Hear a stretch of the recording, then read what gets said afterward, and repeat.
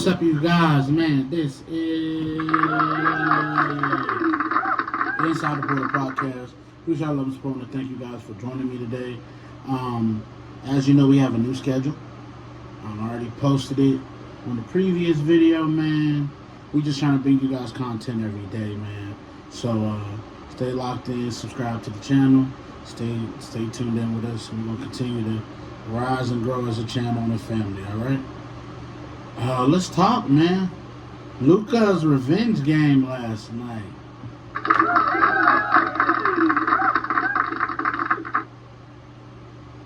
Luka had a triple-double last night, 19 points. I mean, he had a moment where I thought, oh yeah, he might go for 40 tonight. But then I looked, and he just let the game come to him. He didn't really force it. His shot wasn't on last night. LeBron took over in the fourth quarter, and the Lakers won 105-96, despite Kyrie Irving saying, hold up, y'all still got me. He dropped 35 last night. Had a really great game. But Luka, got the dub. Needed the dub, of course. I think the thing with Luka is, it's good to get the first one out the way, but the one that's going to mean something is when they go back to Dallas. Yeah. When they go back to Dallas and they play in Dallas, I'm hearing that's in April, so I'm going to be locked in, tuned in on that one. Because when they go back to Dallas, yeah, that's when you're probably going to get that vintage Luka game where he just starts going crazy. Reason being, the rims are familiar. You got some of your people in the crowd wearing your jersey because they understand that it ain't your fault why you're not in that Dallas uniform.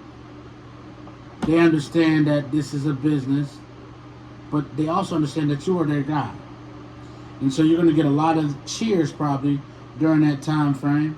Just like last night with AD. AD didn't play, but we gave him a video tribute and everything like that, and we are very appreciative of AD. I did not want to trade Anthony Davis.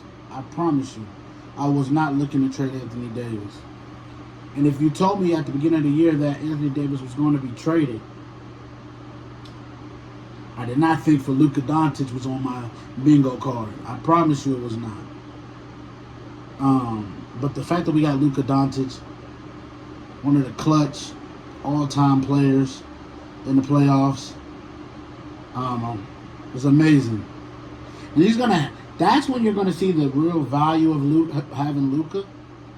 And then with the experience of LeBron James and knowing how to close the deal, those two working together, I think, is going to be a dangerous tandem in the playoffs. It's going to be even more dangerous than they are now. They're dangerous now. I told everybody, I said, y'all better look out for them Lakers. They sitting in that 4 seed. But the second seed is very reachable. Only 2 games out of the second seed. If I'm the Lakers, though,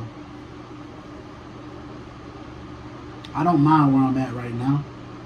Look at the seeding. It goes 1 OKC, 2 Memphis, 3 Denver, 4 Lakers, 5 Houston, 6 Clippers, 7 Timberwolves, 8 Dallas. No, 8 Golden State. Wait, no. It's Golden State and Dallas fighting right there. And then in the 10th spot is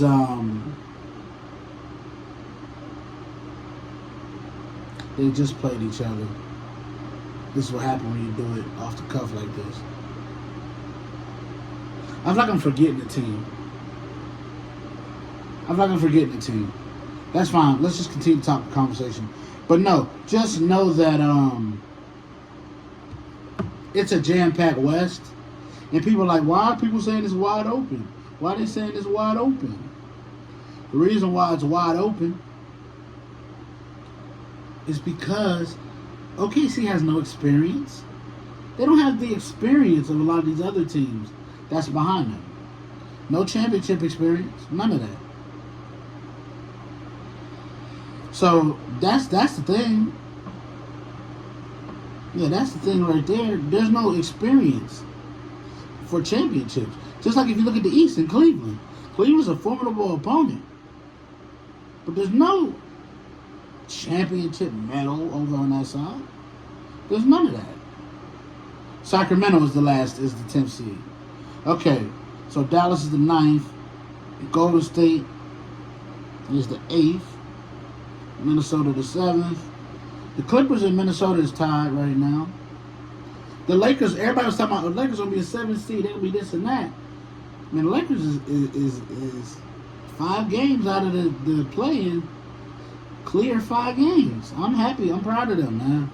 I thought that this year was going to be an adjustment, but I did think we are going to be better than last year because I think that J.J. Redick, IQ-wise, is above Darvin Ham. You know, and it translated. It translates. So, him being in the Coach of the Year conversations, that's not by mistake. That's by design.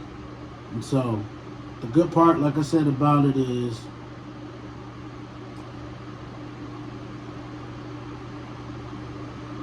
the Lakers, they're in prime position to do what they got to do.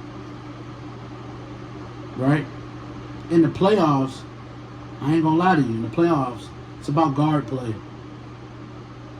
Guard play means everything. It's in the playoffs, especially in those big games, like Game 7. You know, those type of situations, closeout scenarios. Guard play could carry you in that game. That's what happens in the NCAA tournament. That's why people look at a team like Duke, you know, and stuff like that, and be talking about Cooper Flag. But I think it don't even come down to Cooper Flag when they get to the tournament. It comes down to them guards. Because in a one-off situation, you got great guard play, you can go very far in the tournament. That's why you see the Cinderella teams. All the Cinderella teams have great guard play. It's the guard play that gets it done. You have to have wings and point. Yeah, you have to have those guys. That is what's going to determine, to me, in the playoffs, those game-to-game situations. It comes down to them. It doesn't come down to the big. It really doesn't. In a rare occasion, it does with a Jokic type situation, but that's rare. Look at the year after that. See what I'm saying? Like Boston. Look how Denver lost to Minnesota. Guard play, dog. Jamal Murray couldn't get it done. Ant-Man, Jaden McDaniels, all them other guys was getting it done. Cat, on top of that, was able to do his thing. You had Nas Reed. Nas Reed ain't nothing but a tall guard anyway, because he got a handle. He can shoot from 3. Like, he got a handle.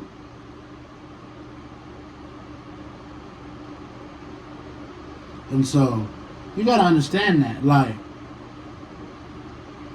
the West is going to be very interesting because I think that outside of Shea, on OKC, who do you really fear? Really fear? There's nobody outside of Shea. I just think in a series where I always say this, this is how you're going to determine who wins the series. Who has better guard play and out of the top 3 players, if one team got whoever has 2 of the top 3 players, it's going to be a problem. There's going to be a problem. You can't go into the series with 2 of the top 3 players